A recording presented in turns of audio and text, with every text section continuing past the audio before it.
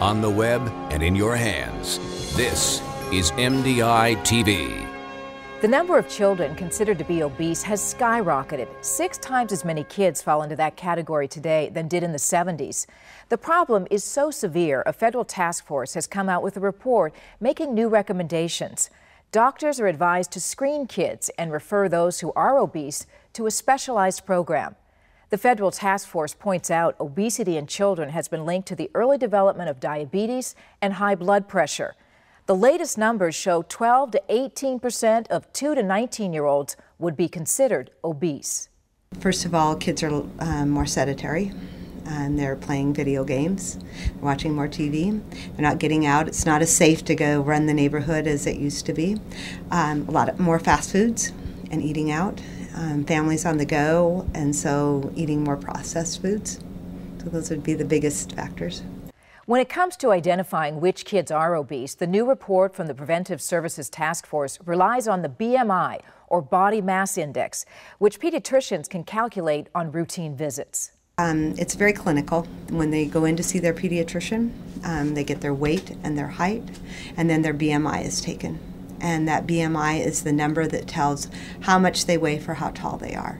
And if that number is over the 97th percentile, then they are considered obese.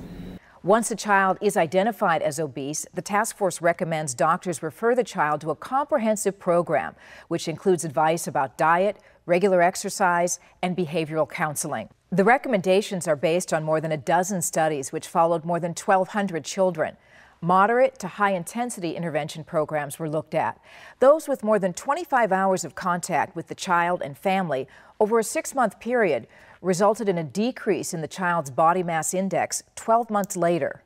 In fighting childhood obesity, the report stresses the need for an ongoing comprehensive program, something fitness experts see as having lasting value. You can't just have exercise and you can't just have food. You have to put those two together. And ideally, I think the family has to be the role model. When making those changes in diet and exercise, there are some basic rules, particularly when it comes to getting kids to be more active.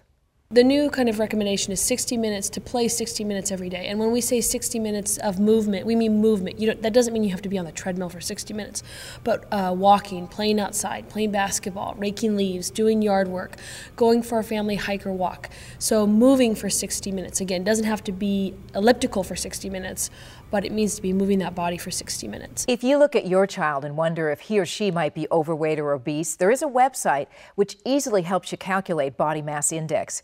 You'll find it at keepkidshealthy.com. Just go there and search body mass index. Then by entering your child's sex, age, height, and weight, you will get his or her body mass index, and an indication of whether your child is considered overweight by the latest standards from the Centers for Disease Control and Prevention. If you're concerned about what you find there, you should talk to your pediatrician, and you might learn more through a blood test which can measure lipid levels. A recent survey from the Centers for Disease Control and Prevention shows 20% of kids in this country have an abnormal lipid level. For obese kids, the number was even higher, at 43%.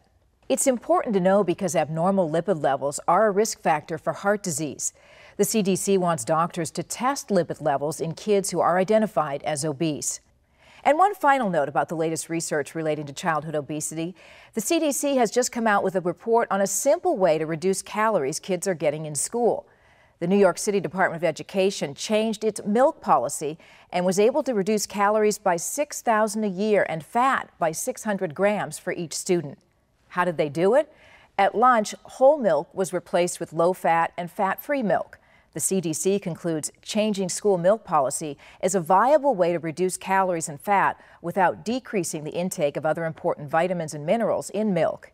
If you haven't already done it, you might consider making that change at home, along with making sure the kids are getting 60 minutes of physical activity every day as a way to join the fight against childhood obesity.